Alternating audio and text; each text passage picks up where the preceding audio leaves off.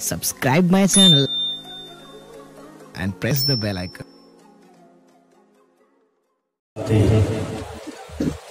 مشاہدین جلوگر ہیں جن کے طلب کی برکتیں صحراؤں کو خانقاہوں میں تبدیل کرتی ہے، بستیوں ویران بستیوں کو آبادیوں میں تبدیل کرتی ہے۔ حضرات ایک بات بتا دوں آپ کو، شہزادے وقار ملت جلوگر ہیں، عرص وقار ملت ہے۔ محبتوں کی اس پاکیزہ کائنات میں آپ کی شخصیات کے پاکیزہ چہرے کی زیارت کر رہے ہیں۔ میر نے ایک شعر کہا تھا کہ وہ لوگ اترائیں اپنی قسمت پر جو عہد میر میں جیتے رہے ہیں زندگی بھر، مگر خدا کی قسم رحمت عالم میں بیٹھنے والے لوگ جب اپنی زندگی کی تمام تر لیل و نہار کو شمار کریں گے تو آپ کی زندگی کے ان تمام تر لیل و نہار میں ایک تاریخ چاندی کے قلم سے سونے کی تختی پر لکھنے کے لائق ہوگی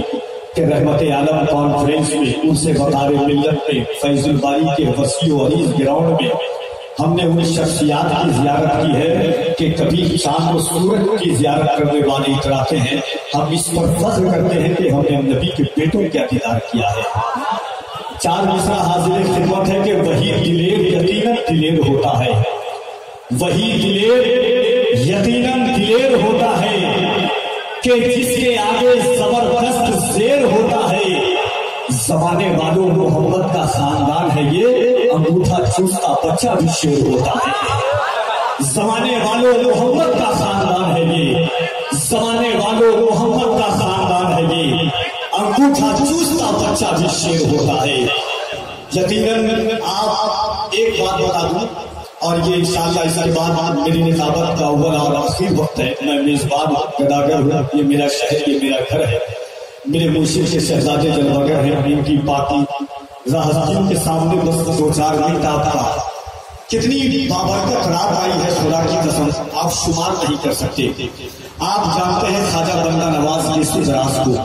ان کے پیر و مرشد کا نام نصیر الدین چراغ دہلی، ان کے پیر کا بھی نام آپ جانتے ہوں گے خواجہ نظام الدین اولیاء محبوب الہی دلی، ان کے پیر و مرشد کا نام بابا فرید الدین گنج شکر لاہور،